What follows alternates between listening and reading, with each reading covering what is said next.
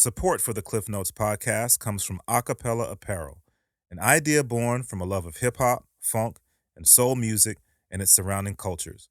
With fashion being a huge visual part of the cultures, they've created expressive images to pay homage, invoke nostalgia, and showcase the elements that make up the lifestyle and cultures of these genres.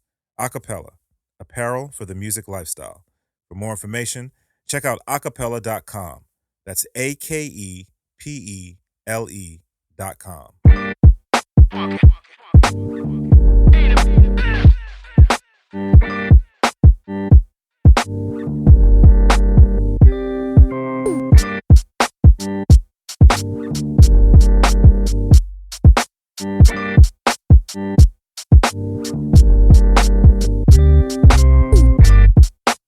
couple of options, and I was like, yo, I think this is the one.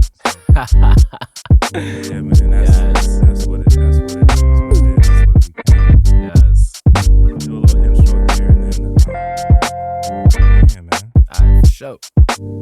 Yeah, shit. Your guy, DJ Klyph, man, we back at it with a new episode of the Klyph Notes podcast. I know I left y'all for a minute, but, I had to give you an opportunity to get caught up on some of the past episodes. There's been so many dope interviews that I've had an opportunity to do.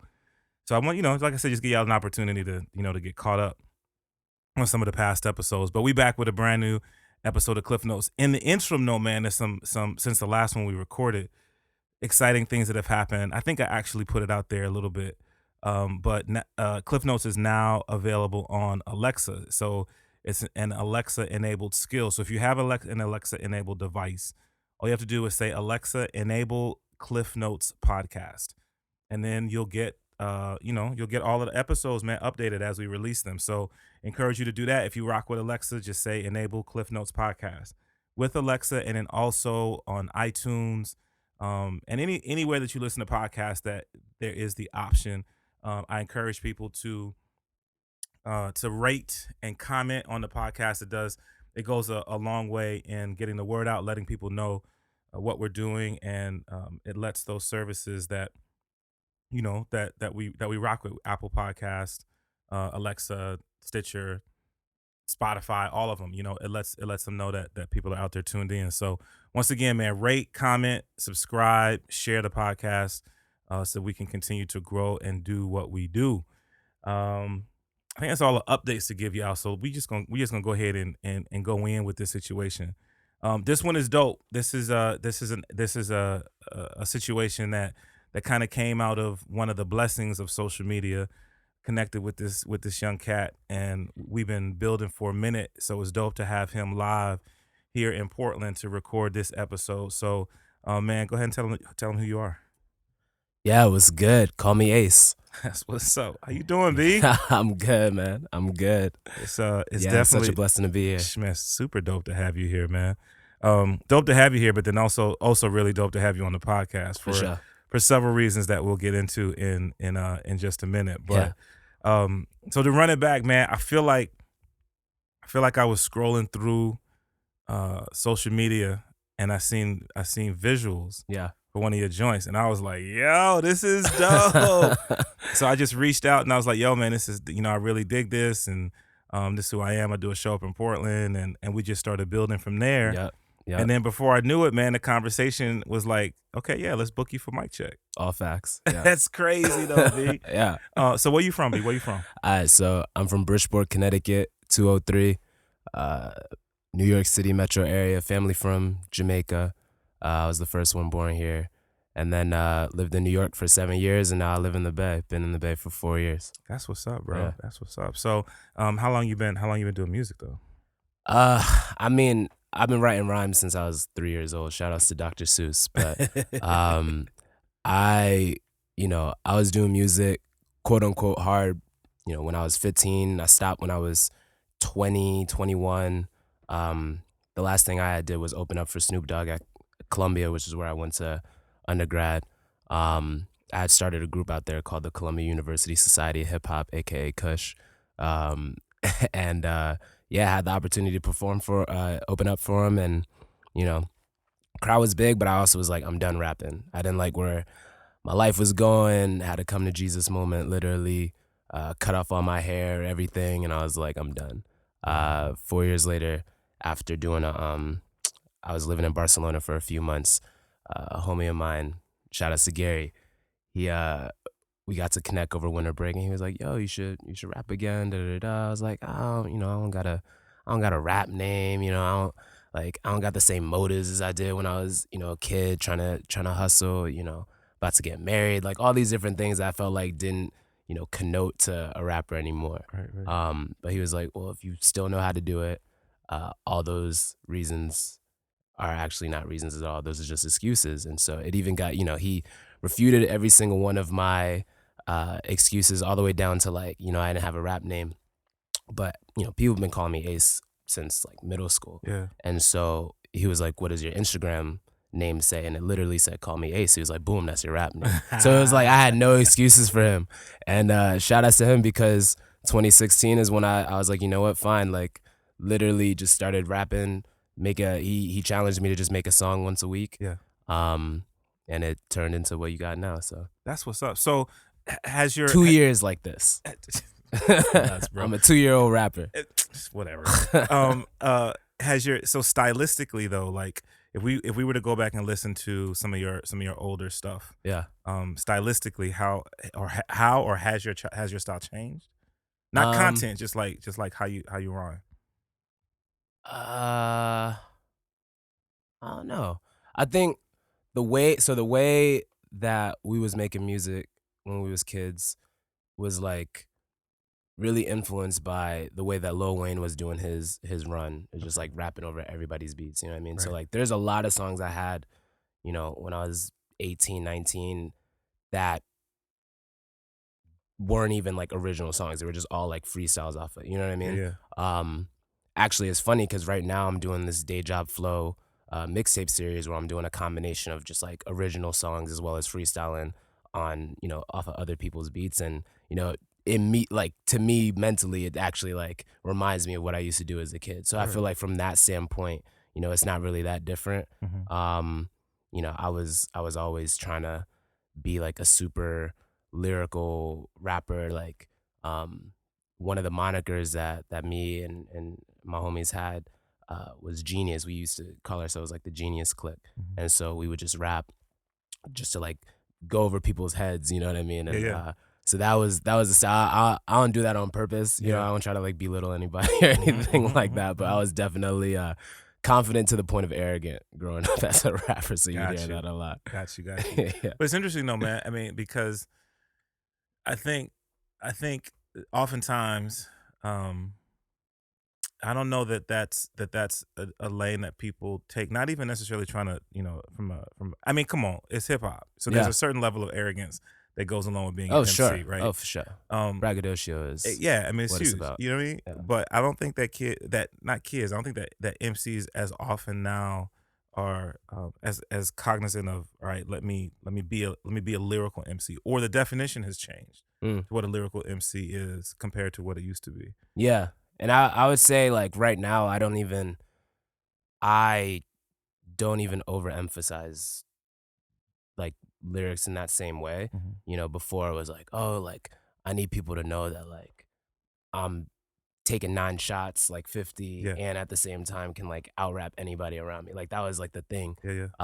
Now it's like, yo, like if you like you'll hear my work now, and I don't have to tell you that I can rap. Like you can hear that in Right. itself. And so now it's like, all right, what's really, the goal? What am I really trying to focus on now? And Yeah. people that like lyrics hear the lyrics and they're like, yo, that's dope. People that might not necessarily like lyrics might also hear it and be like, yo, that's equally dope. Like I could rock with that. Yeah. You know And what I I mean? think that, that's one of the things that does to me come across in the music that you make is that you can see that balance.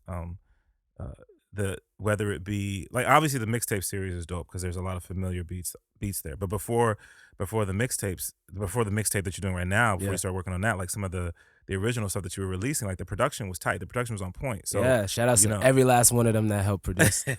Seriously. So I rapper's think nothing without the producer. Well, true. You know what I mean? But I think that comes across anyway, that, you have the skill set to rhyme, but you also have the ear for picking beats that match your style. Thank you. So let's touch on that then. Let's touch on the mixtape. Like, For sure.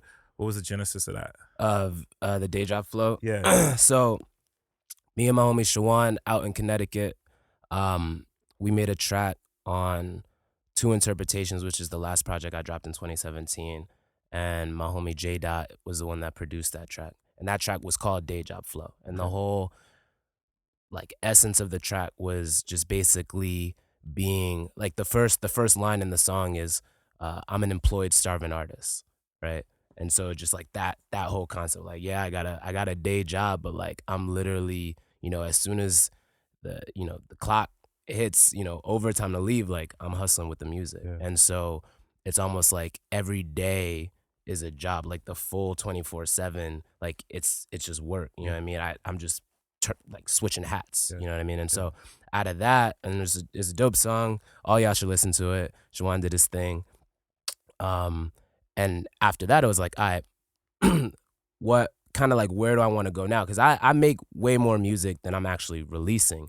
And so like between 3 months, I just like had all these different tracks. And it's like, you know what? Like, I'm gonna just drop them like one a week, two a week, just cause I can. Yeah. And it's a statement, you know what I mean? That like just because I might like not have dropped nothing in 3 months, don't think I'm not doing nothing. Right. And in fact, let me just show you, like, you're hearing this now, but like I'm already on like my third project. You know what I mean? Right, like a homie just flew down from Seattle, Asia M, and literally over the weekend we just like cooked up like 6-7 new beats, and I'm finna write on those. But that's after like another group of folks just sent me like 25. Actually, it sent me 100 beats, and I had to whittle it down to 25. Shout out to the syndicate. Yeah. And you know what I mean? And so like I've been working on that. So I was like writing to those beats while my wife and I was in Puerto Vallarta, and like all this stuff. And then people, every now and then will just be like, yo, like I got a homie from Belgium. Matter of fact, like Day Job Flow, a lot of those beats is from my homie from Belgium, Abstinence, who was like, yo, let's like link up and do some work. It's like, I bet then, you know what I mean? And so like that's really it, you know what I mean? And so like the whole spirit of like can't stop, won't stop, right? Like doing this, grinding all day until we shining all day, like that whole mentality is what birthed what y'all hearing every single week. That's what's up, bro. Yeah, that's what's up. And it's funny because I think that oftentimes that is the case where as an artist you have to have that 9 to 5. Or that 11 to 7 or whatever. Whatever works out being. Whatever your workflow is. As you're continuing to create your art. But I think your story is cool in that you stepped away, handled your education situation, and then came back, but still seem to have that same starving artist mentality in terms of the work that you're putting in for your music. And I think that's a hard thing to do. You know what I mean? I think it's hard to come back. Yeah. Once you pick a, No, for sure. And it's crazy too because wifey and I talk about it often. It's like, what really like propels you to do this? Yeah. Because I could honestly stop doing this and like life would be good. You know what I mean? Like I could be complacent. Like I don't have to rap. Like I'm not out here trying to rap to be famous or rap to make money. Like I would love for it to be a self-sustaining business, you know what I mean? And I treat this like a business in like the most professional way. Like I went to business school, like, and got my master's in business. So like I understand like the professional nature of, turning it into a business. But at the same exact time, like I'm not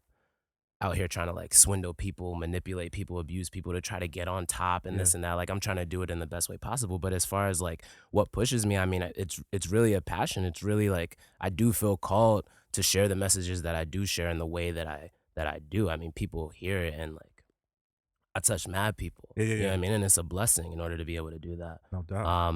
And I've been entertaining since I was a kid, so it just feels right. So yeah. That's what's up, man. Yeah. So the first joint that I heard was Lake Merritt. Yeah, that was fun. And so I actually I saw the visuals for it. And I mean, the first thing that came across was, man, what a storyteller. I mean, that seems to be what comes across. Appreciate that. That was one of the first things that I saw. Yeah. Track's dope, production's dope, lyrics on point. Truth to that story? What you mean? Is that real, or is that fiction? Was it a dream? Yeah. It was a dream. Okay. It's if y'all haven't checked that out, man, Lake Merritt, it's on YouTube. The visuals, the way that the visuals were done, I think were really good. Who did the visuals? Who handled Yeah, visuals for you, man? wet visuals, man. Okay, Shout outs to them. okay. Yeah. Um, and then I continued to um try to get to know you, try to get to peruse YouTube and see other visuals That's a good that you word, done. yo, You know what I peruse. mean? Yeah, Because yeah, yeah. you got the nice YouTube channel going. I appreciate it. Um, but there again, I think it comes across. You mentioned being, taking what you're doing seriously, being professional. Like the content that you put out there is it's all very well done and presented. Thank you. Um, as a as someone who is, like you say, this is your other job. Yeah. So it obviously takes time away from work, from family to Hmm. do to do these things. Yeah. I Um, love all of y'all. so how do you keep balance though doing all that? Man. That's so deep. Yeah, yeah, Uh, but I mean, because that's the question. You know what I'm saying? That's the yeah. question for all of us, man, that are doing things that we're passionate I about, had a doing things that we love. yeah, no, I had a conversation with somebody, really inspiring, woman, rock star, who was working in YouTube and at the same exact time pursuing her rock career. And I had an opportunity to sit down and chat with her, and was basically just like, "How are you doing this?" Shout out to you, Rebecca. It's like, how did you do this? How are you doing this? And she basically said, you just do both until one calls the more of the attention than the other. Hmm. That's kind of, isn't it? Yeah. Yeah, I ain't gonna say no more than that. I mean, it really is like, if you just have to be diligent with your time, know how to manage it. Yeah. Just be serious. I mean, if you're like somebody not too long ago hit me up, was like, "Yo, like I want to collab, and I love the work that you're doing, like, and this is a hobby for me, like this is just it's nothing serious, but I just want to collab." And it's like, "Yo, like I appreciate that you like the music, like Mhm. shout outs to that, like you Mhm. didn't have to listen to it, and like send me this message." Mhm. So I do appreciate that, and I just wanted like clarification on what did he mean by like it being a hobby. And so he explained like, "Oh, like I have a normal job, and this isn't like top of mind. This isn't my biggest priority. I would like for it to, be a big business someday. And I do want to improve lyrically. And I did check out one of his tracks, and I thought that like there were areas of improvement, whatnot. Mhm. But, I had to respond back, and because he asked me, do I know what he means? I was like, I don't know what you mean. Yeah. Because like for me, while this is a passion, and he did say that this is a passion for him, like while this is a passion for me, it's not a hobby. Mhm. And like the way that you treat a hobby is completely different from the way that you actually treat a business. Yeah, yeah. Like if it's a hobby, it's you're casual about it. You're not concerned about like, if things like go wrong or don't go wrong. Like there's no real metrics to show growth. So how are you really improving if you're not going to take the time to improve something by like setting the discipline around it such that like when it needs to be improved? Right. You're just lackadaisical about it. And like that's all well and good if that really is your thing, but then you're sending mixed messages if you want to collab with somebody who's actually not doing this as a hobby. That's like trying to play a pickup game with Kobe Bryant, and he has like a game with the Pelicans like the next day. You know what I mean? Like that just doesn't make any sense. Right. And so, like I definitely respect those that do it as a hobby. I'm not saying you have to quit your job in order for this to be something. And I know, other folks would say differently. I'm not in that camp. And somebody did like from the industry was just like shocked that I was doing, both at the same time, and to the eye, it looks like I'm growing, you know what I mean? Yeah. And like that's dope, all glory to God. Yeah. But I just think that it is the work ethic behind it. You know what I mean? Like I'm thankful, I really do believe that God has called me to do what I'm doing. So I'm like the elements of prayer, like folks praying for me, just staying rooted in the word, like first and foremost, like not letting like all the other, because the reality of this, whether you're a believer or not, like you go through this and you will be disappointed. Like there will be hardships, things won't go your way all the time, and you will have to just like grow through that, right? And so there can be like a lot of moments of discouragement, and so my faith really keeps me pushing through, because there are moments where it's like, wow, this is a lot, and like I'd rather choose one over the other, because it's not just like job and music. It's also like family. It's also like like relationships that have nothing to do with music. You know what I mean? And just maintaining and nurturing all those is my church community. It's all this type of stuff. And so it's not just a binary thing. And there are moments where like I have to like pull back so that I can focus more on another thing. But that just all, we all make sacrifices. That just comes with the sacrifice. And if you're not willing to sacrifice on this,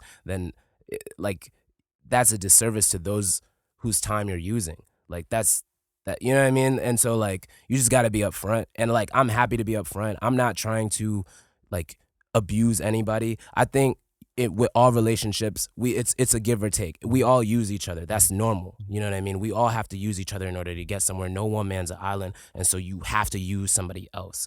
And it's prideful to think that you don't need anybody. But to abuse somebody is to use them and not give back the fair share that they're due. And so, you know, just don't abuse nobody.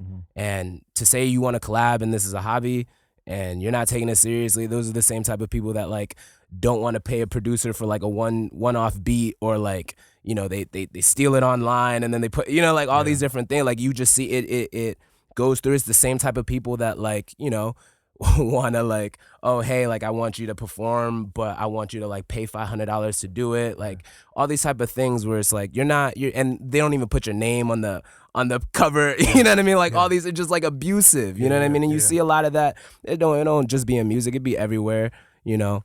But yeah, just don't be abusive. So I had to clarify that for him. And I that's how I treat all of this, you know what I mean? Yeah. I just stay focused. I try to keep the ethics strong.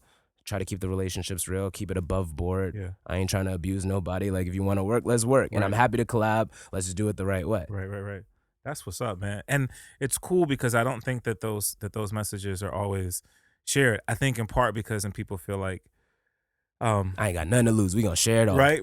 Because, but I think people sometimes feel like, you know, you're a hater, and we live in a society right now where there's so much self-promotion, so many opportunities to self-promote and have the sense of I can do it all on my own. I don't necessarily need anyone else. Or if I'm in a circle with other people, I'm getting mine, and then I'm just gonna keep it pushing.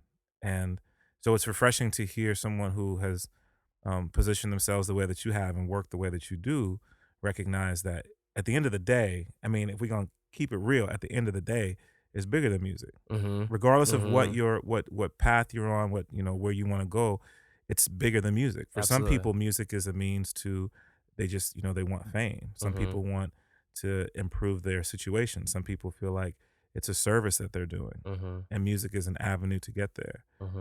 So at any rate, I think that's just a really dope perspective. You know what I mean? And then for you to have the opportunity to share that with another individual who maybe didn't realize that. Maybe on their journey, they're just not in that place yet. Yeah, and I hope I haven't gotten a response yet. It was like 24 hours ago. So you know, I hope he took it well. I tried to be nice. Ain't no malice in it. I just, you know, we're not on the same page with this ideology. And but I mean, to be fair though, you know, the other approach would be, oh we gonna get down, and then you leave, you know, and we see that all the time. I see a lot more of that. People hanging. I see. There's a lot more curbing that happens. Like, look, I ain't trying to curb nobody. Like, you know, if I have the bandwidth to respond, like, I'm gonna do it. And if I don't, I don't. So, okay, so you mentioned, you know, releasing the mixtape. And you've got other material that's sort of in the pocket, ready to go as you're working on even new material. So, is your at this stage, is your thought, let me tighten up the other stuff that's complete that I could release and have a plan for when you want to release it, or you just gonna, just depends on how the spirit moves you? The latter. Yeah.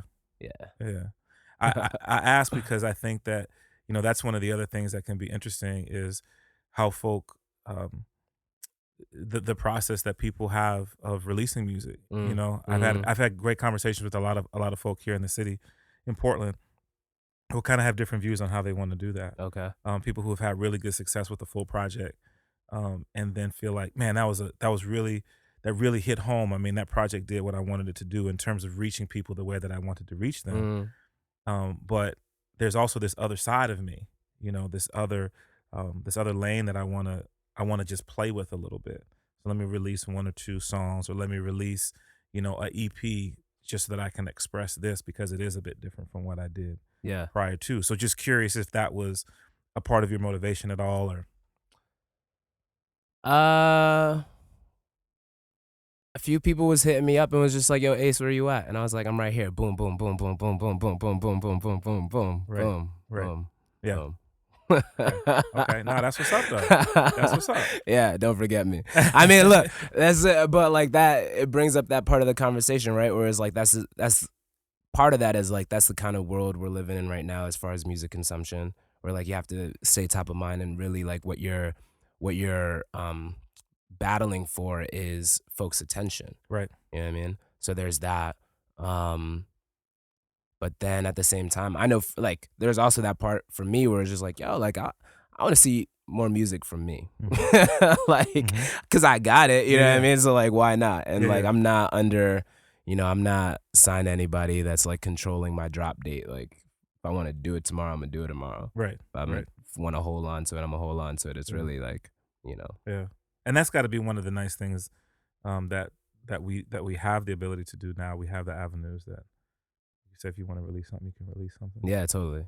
Autonomy. Exactly. Chopping it up with Call Me Ace from the Bay. Yeah. It's like I said, bro, it's so dope to have you up here, and you've been up here and have had an opportunity to build with the scene, and I want to touch on that a little bit. But before we do, I just want to once again shout out my folk at Acapella Apparel, who have been a supporter of the Klyph Notes podcast for a minute. And my building with them is interesting. It actually started from similar to our relationship, just a reach out. And we've, two organizations that feel like we're on the same path, and they've been very supportive of what we've done here at the Klyph Notes podcast. So I want to encourage folk, man, to check out Acapella Apparel, a local Portland business that really does a great job with what they release. Everything that they do is really based on the foundation of hip hop, funk, and soul, and an ode to the foundations of music. So Acapella Apparel, AKEPELE.com. One of the dope things that they did was they released the Sedgwick Ave Hip Hop Boulevard T-shirt, and it really truly represents, again, the foundation. So check them out, acapella.com, and let them know that your guy DJ Klyph sent you over there. So you came up, man, and on Thursday night you did a set over at Mic Check. Yeah. And it was Thank dope. you again, man. It was dope. Bruh, look, you killed it, bruh. You killed it. The Portland faithful were definitely feeling your set, man. And it was cool to see the energy that you have on stage be the same energy that you have in life. You know what I mean? Word. Stay consistent. Yeah. But I mean, shout out to DJ OG1. Man, OG, that's my guy. guy. He gave me life-changing game. Nah, seriously. Really dope, dude. I told wifey, I was like, yeah, Ace came, he did his thing, and I said, you remind me very much of her nephew, Deuce, who's an MC, not necessarily from an artistic standpoint, but from a life standpoint. Just this energy that you have when you walk into a room. Shout out to our folk over at Yanagita. They were hosting Riley's art gallery yesterday. Brown. So we came through, and man, you walked in the room and just we're building with people. And I think that in this genre, you don't always get that. I think oftentimes we're a little bit too cool. You know what I mean? Yeah. A little bit too standoffish. But that's just who you are. It's your personality, obviously. Yeah. And I think that that's very inviting to people. When you are open and receptive and engaging, that it seems that would do nothing but help you get the message out, have it be received better.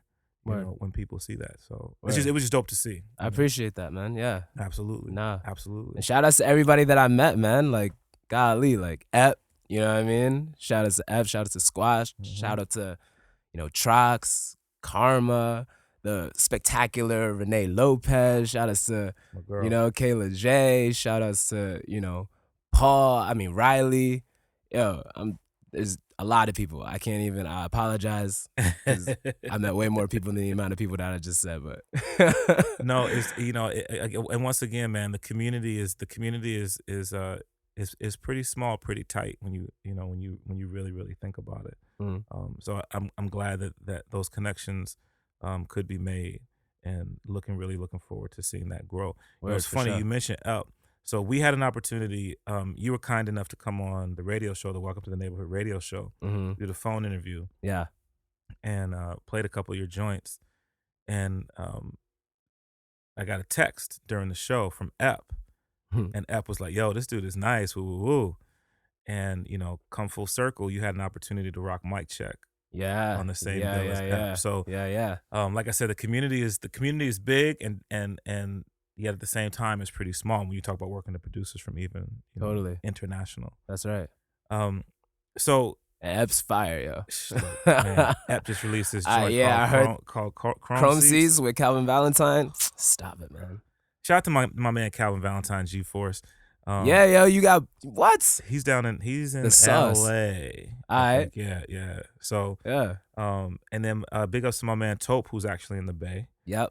So trying to make connects as much as we can. Yes. Okay, so talking about the message in your music, man, I want to spend a little bit more time talking about that. Yeah. I'm an old head. Anybody who listens to the podcast or anybody who listens to Welcome to the Neighborhood knows that I'm an old head. And it's funny, by the time this is out, you'll still be able to check it out.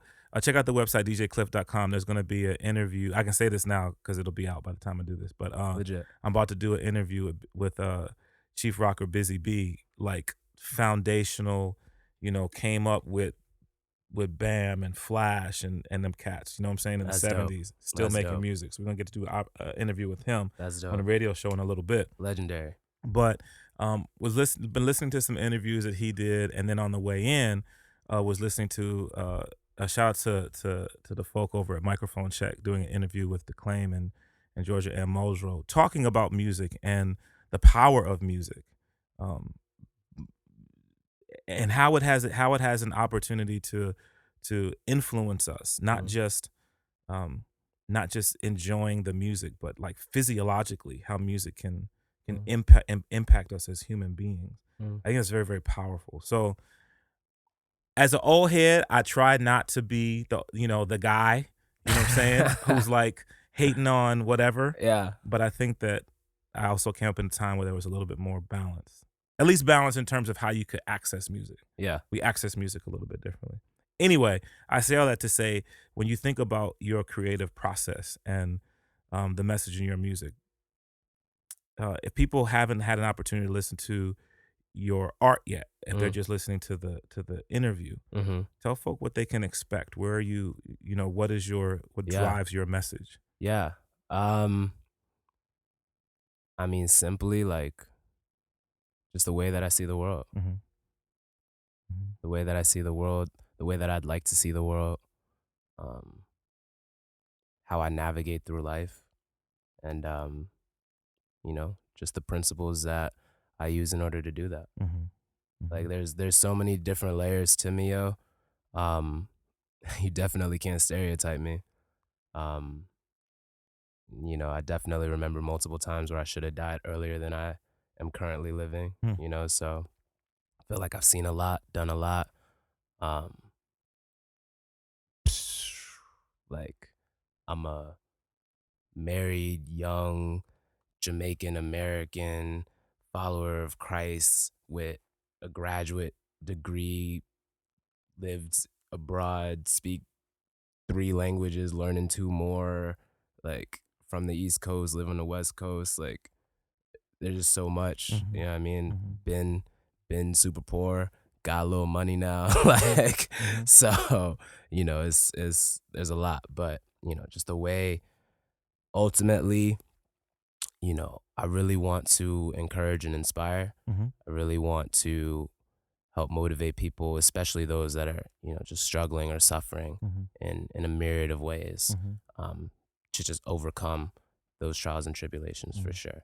And so doing all that, sharing humor every now and then, entertaining, sharing dope stories, personal stories, all that stuff. Word. That was a lot longer than I thought it was gonna be. No, but I think I think that's a part of, again, like you say, it's a part of who you are, and it's a part of what I was mentioning earlier, just your energy, your engagement, with a listening ear. I think that's a powerful thing. You know what I mean? Appreciate that.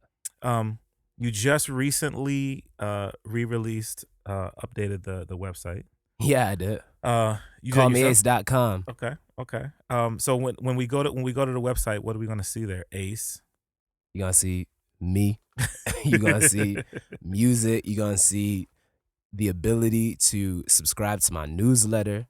You're gonna see videos. You're gonna see the next time I'm gonna perform. You're gonna see the opportunity to contact me for booking.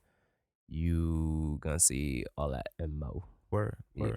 Um, Yeah, I did all that myself. that's what's up, bro. Yeah. Multi-talented cat, man. You got to sometimes. Yeah.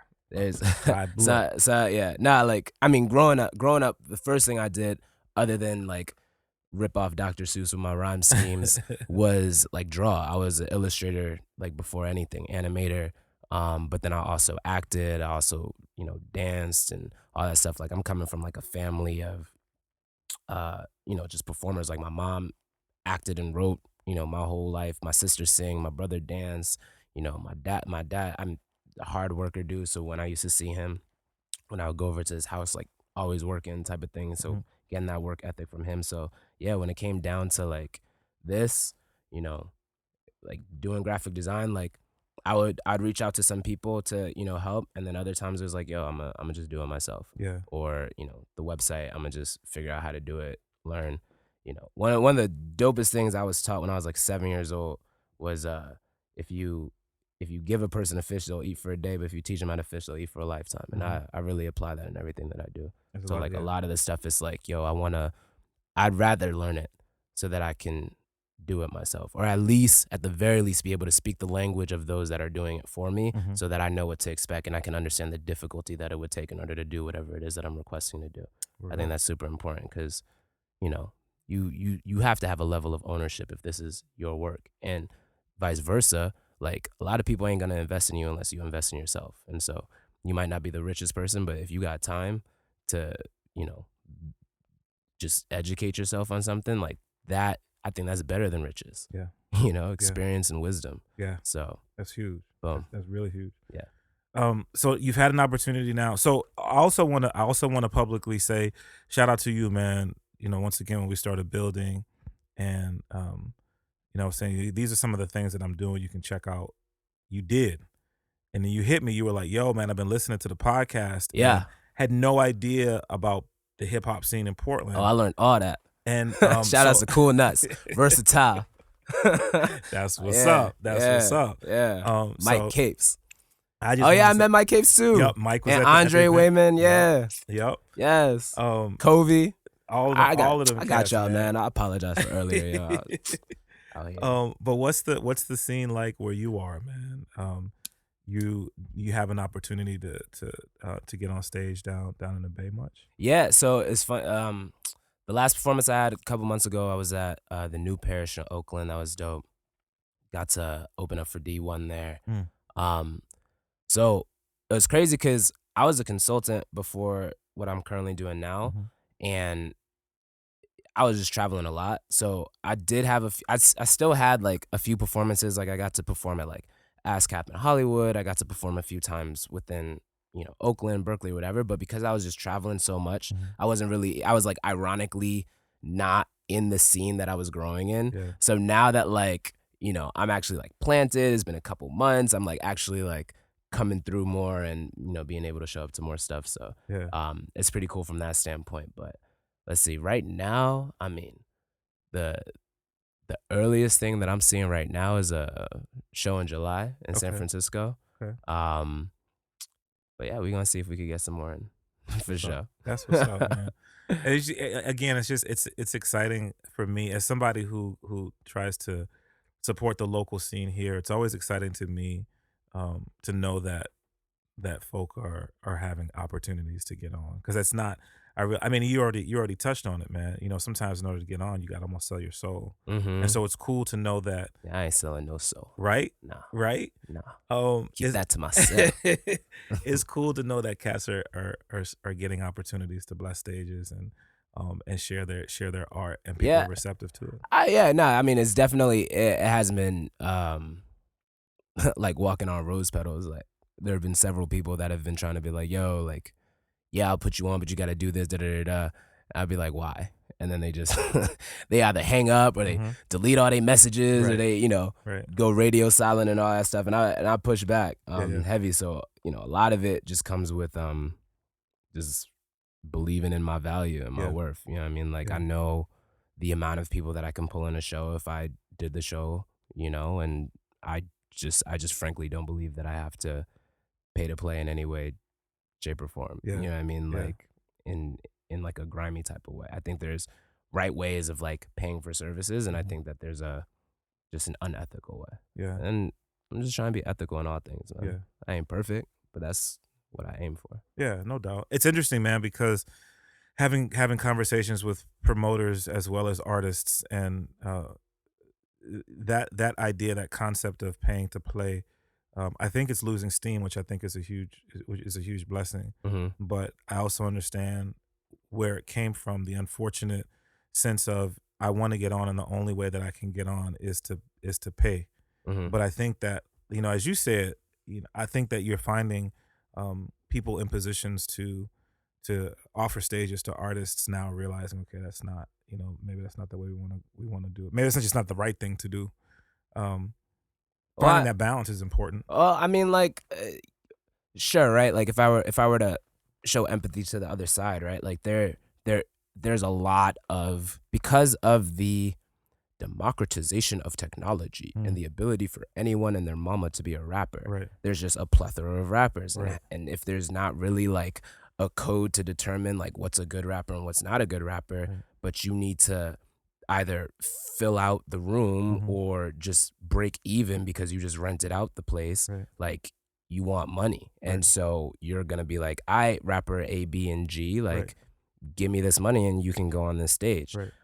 Or conversely, it's like, all right, sell X amount of tickets and you can go on this stage to kind of like fill out their ability to whatever. Right. I think in like the most theoretical sense, giving somebody like a quota of tickets to sell, sure, like that's not a bad thing, right? Like if you tell me sell 20 tickets and I sell 50, Right. like I should have like exceeded your expectations, right? I've heard so many stories from my friends that have gone and done this where it's like, they oversold, but they don't get the money that they're due, or they don't get any money at all, or the person like, reneges last minute.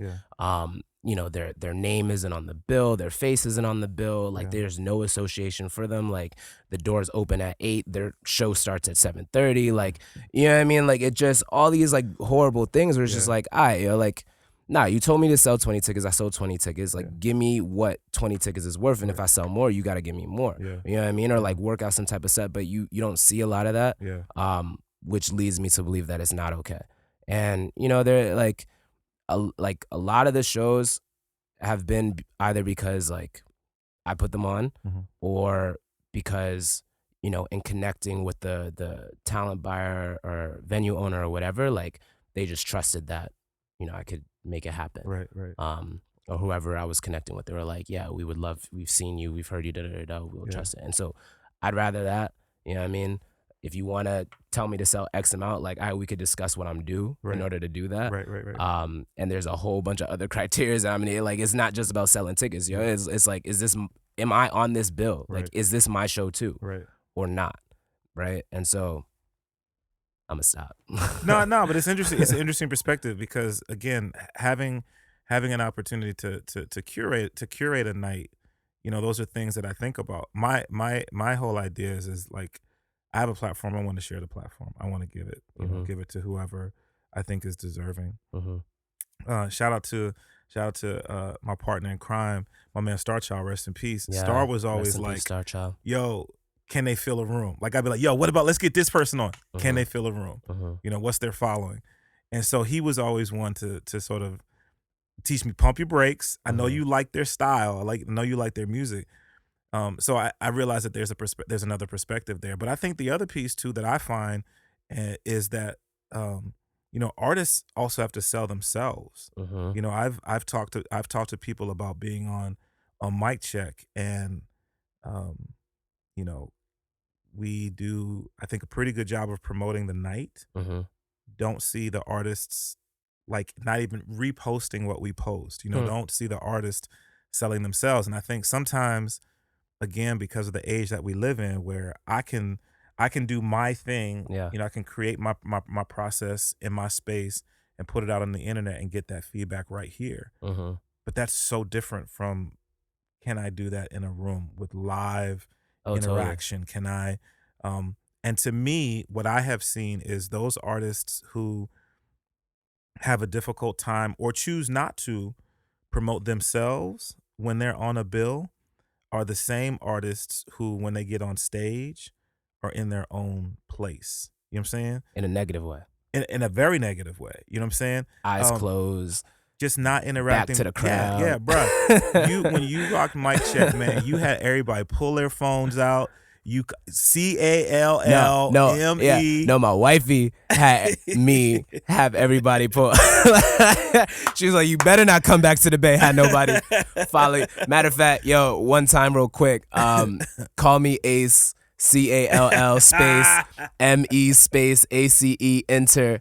Find me on Spotify. If you hit the follow button, seriously, that would mean a lot to us. This is how we're able to grow and be on stuff like Klyph Notes, do performances in Portland, things like that. Maybe I'll be in your neighborhood, you know what I mean? So do show that love. And I'm also on YouTube, Apple Music, Tidal, wherever you listen to music. If Spotify's not your preference, that's personally mine.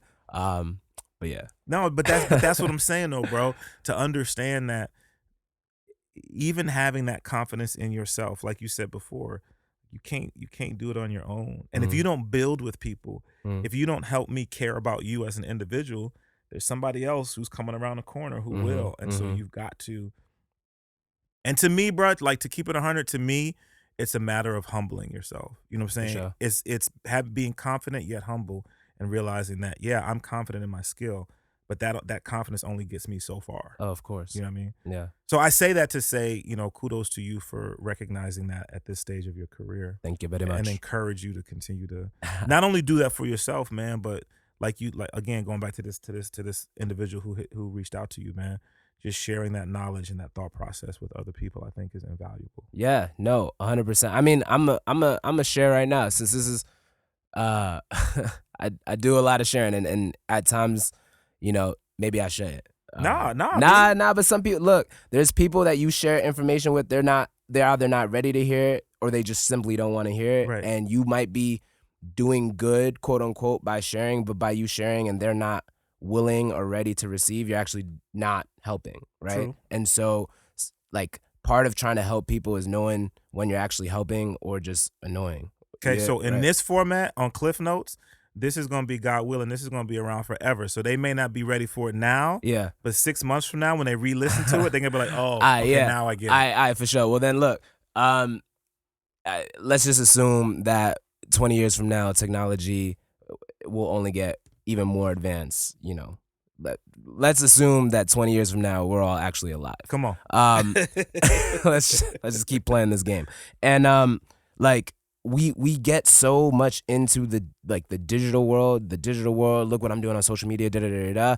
Like, the real reality, and I read this in a book, is when it comes to word of mouth, social media is actually like 7% of word of mouth. Like, it's actually not pulling that much engagement from people. Like, even to the point of awareness, like, people quote unquote saw it, but that doesn't mean that it's actually being retained as far as information goes. So for the people that aren't even sharing on social media, then that, what are you doing, right? But for those that are super heavy in the social media, look at what I'm doing, da da da da, it's so what? Real word of mouth is on the ground. It is face to face. It is how you engage. It is how you interact with people. It is kind of like what you were saying, what you do on and off the stage. And actually, that's something that DJ OG1 told me. You know what I mean? Just I love that you are you, and just keep that. When you go to work, continue being you. When you on the stage, continue being you. That's what your brand is. You know what I mean? Right. And so the way that you promote yourself honestly should just be an authentic version of yourself. And I mean, there are acts that are acting as something else, and I don't got no advice for that, because I ain't acting like nothing else but myself. But that must be hard.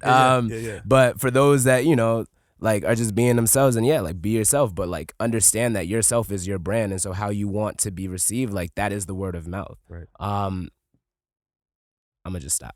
Nah, but you know what though, bro? But for real though, because I mean, at the end of the day, if Real life, man. Yeah, Even but- 20 years from now, Yeah. like it gotta be more real life than it actually is now, and like it's becoming less real life because we're so dependent on like internet and all that type of stuff. Like, what's crazy is like I'm going out and I'm plastering like real walls and stuff.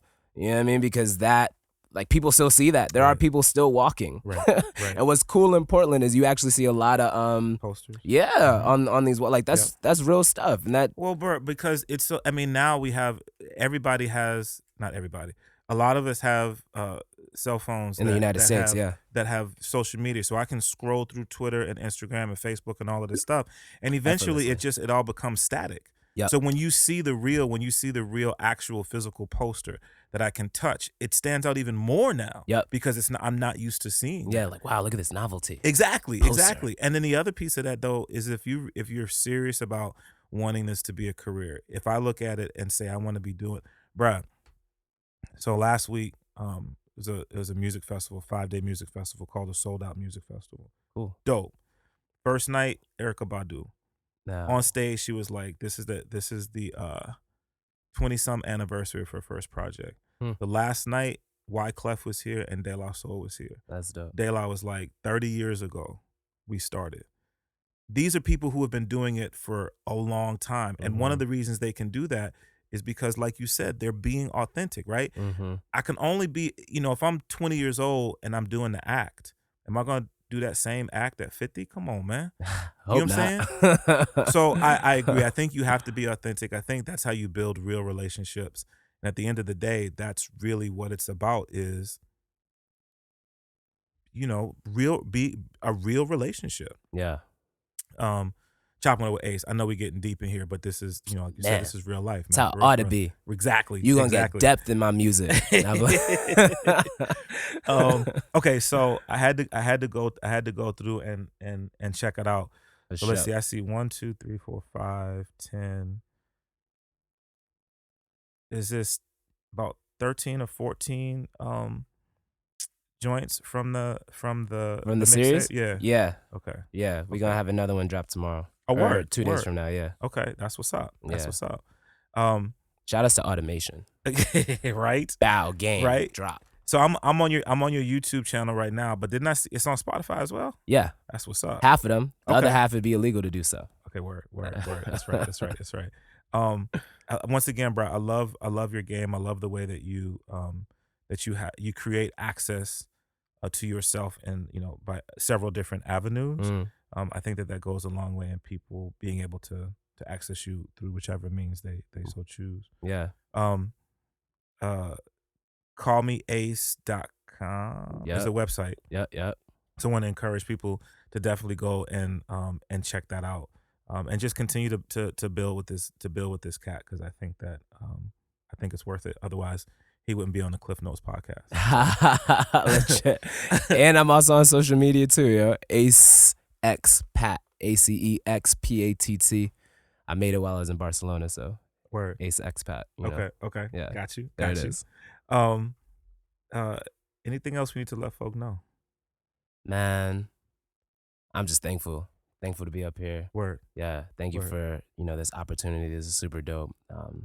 Hopefully I shared anything of encouragement or motivation to whoever's listening. Word. And yeah, man, more from me soon. That's what's up. Definitely. I can say this. You drop knowledge, B. You definitely drop knowledge, and I think that, and I know it's well received, and just excited to be a part of your journey. You know what I'm saying, and have you be a part of, to a certain extent now, part of the scene up here. You know what I'm saying? Yeah. Rock mic check. Klyph Notes. We're gonna do Welcome to the Neighborhood in about an hour. So looking forward to to having you on the show that way, and just encouraged to continue to see your journey and support that journey, and utilize the platforms that we have here to share it with the masses. B. So appreciate you, man. Thank you for coming up. You know what I mean? Yes. Thank you. This was really dope, B. Woo. So once again, man, check out my man Ace. Go to the website callmeace.com, and there's links there. that'll take you everywhere else that he is, and follow and support and subscribe, and let's just continue to support people who are doing good, positive things, making really good music, good art, and just really make a difference on this planet. My man Ace, like I said, we're gonna be on Welcome to the Neighborhood, so you'll be able to catch probably a replay of that episode via the website xray.fm. Once again, big ups to my people at Acapella for their support of the Klyph Notes podcast. Check out the website acapella.com. That's AKEPELE.com. Big ups to X-Ray FM for their support of the Klyph Notes podcast, allowing us to utilize the space here in the studio to record. You can check out the website xray.fm, and a bunch of great programming there. You can actually catch the live stream of Welcome to the Neighborhood every Saturday night from 8 to 10 p.m. Pacific Standard Time, and you can also check out replays of the show there. And then check us out. We'll be back for another mic check at the White Eagle. Big ups to McMinimans at the end of June. It's the last Thursday of the month, and we will be announcing the lineup for that really, really soon. And of course, check me out at djklyph.com. That's DJKlyph.com. All over social media at DJ Klyph. And yeah, man, just let's build. Let's continue to build. And then finally, remember to subscribe and rate and comment on the podcast wherever you check out your podcast. That goes a long way in helping us with what we hope to do. All right, y'all. God bless you all until we have an opportunity to connect again. Peace.